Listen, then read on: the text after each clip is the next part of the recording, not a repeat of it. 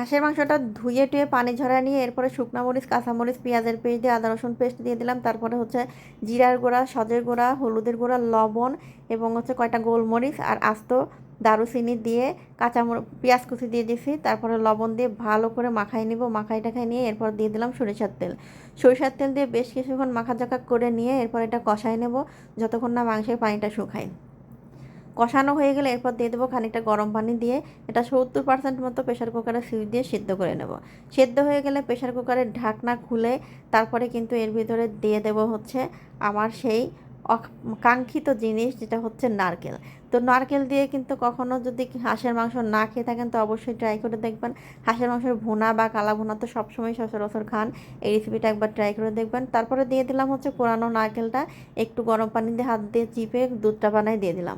এখন হচ্ছে ভালো করে কষায় নিয়ে ওটা পানিটা শুকায় যাওয়ার পর আবার সামান্য একটু পানি দিয়ে উতলায় ওঠার পরে সাদা এলাচ, কালো এলাচ, জয়ফল, জয়ত্রী গুঁড়া করে দিয়ে দিলাম। এরপরে ঝোলটা শুকানো পর্যন্ত অপেক্ষা করব। এখন কিন্তু আমার পুরো মাংসও সেদ্ধ হয়ে গেছে, ঝোলটাও মাখা মাখা হয়ে গেছে।